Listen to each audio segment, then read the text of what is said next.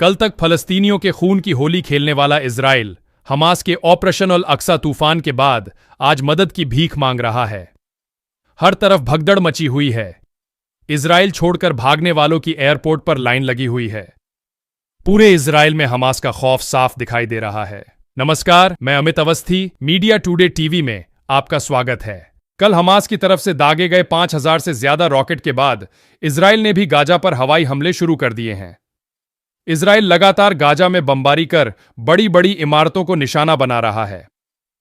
कल फलस्तीन के लड़ाकों ने इजराइल के भीतर घुसकर ऐसी कार्रवाई की जिसने इजराइल के खुफिया तंत्र को पूरी तरह से नाकाम बना दिया। हर दिन फिलिस्तीनियों के खून से होली खेलने वाला, फिलिस्तीनियों के घरों को खाक में मिलाने वाला इजराइल फिलिस्तीनी लड़ाकों के एक ही हमले से घुटनों पर आ गया। कल तक अपनी ताकत का पूरी दुनिया में ढिंढोरा पीटने वाला इजराइल फिलिस्तीनियों की तरफ से दिए गए मुंहतोड़ जवाब के आगे रोता गिड़गिड़ाता दिखाई दे रहा है। बताया जा रहा है कि जब से इजराइल बना है तब से लेकर आज तक इजराइल के इतिहास की यह अनोखी घटना है जिसने इजराइल को पूरी दुनिया में शर्मसार कर दिया। जो इजराइल अभी तक घर में घुसकर मारने के लिए मशहूर था, हमास के लड़ाके उसके भीतर घुसकर ना सिर्फ उसके सैनिकों को घसीट कर लाए, बल्कि इजरायली खुफिया एजेंसी मोसाद के भी तोते उड़ा दिए। फलस्तीन की जनता ने इजराइल के कब्जे को गाजा से उखाड़ फेंका। गाजा के बुलडोजर इजराइल द्वारा लगाई गई बाढ़ को उखाड़ते दिखाई दिए। शनिवार की सुबह का सूरज जब बादलों की चीरता हुआ बाहर निकला तो दुनिया को उसकी रोशनी में एक ऐसा तूफान दिखाई दिया जिसके बारे में कोई सोच भी नहीं सकता था। इस तूफान का नाम था अल अक्सा तूफान। इस तूफान की शुरुआत हुई हमास की 5000 मिसाइलों से। उसके बाद जैसे जैसे फिलिस्तीनी लड़ाकों के कदम आगे बढ़ते जा रहे थे, वैसे वैसे इजराइल कितना ताकतवर है उसकी हवा निकलती जा रही थी।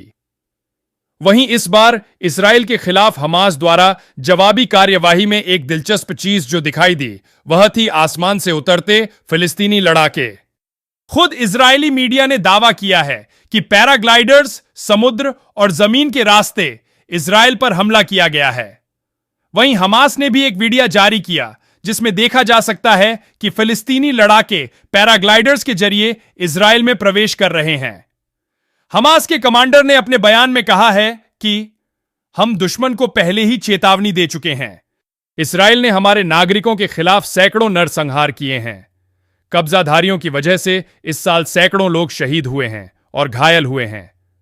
कमाल की बात तो यह है, 70 सालों से जो दुनिया फिलिस्तीन के छोटे छोटे मासूम बच्चों, महिलाओं के दर्द, उनकी चीख पुकार को सुन नहीं पा रही थी, वही दुनिया इजराइल के कट्टरपंथी जायोनियों की आवाजों को तुरंत सुनने लगी। आपको बता दें, हमास द्वारा अल अक्सा तूफान नामक ऑपरेशन के दौरान अब तक कम से कम 300 जायोनियों के मारे जाने की सूचना है।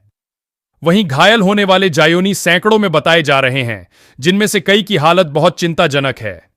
इजराइल ने गाजा पट्टी पर जवाबी हमले शुरू कर दिए हैं और चेतावनी दी है कि हमास को इसकी बड़ी कीमत चुकानी होगी। वहीं जानकारों का कहना है कि जो इजराइल 70 वर्षों से फिलिस्तीनियों का खून बहा रहा है, जब वह यह कहता है कि बड़ी कीमत चुकानी पड़ेगी, तो यहां यह सवाल उठता है कि कौन सी बड़ी कीमत, जिस देश के लोगों के घरों को उजाड़ कर तुमने उन्हें दर दर की ठोकरें खाने के लिए खुले आसमान के नीचे छोड़ दिया है। जिन फिलिस्तीनी बच्चों को बड़ा होने से पहले ही तुम मौत के घाट उतार देते हो, उन्हें किस बड़ी कीमत की चेतावनी दे रहे हो?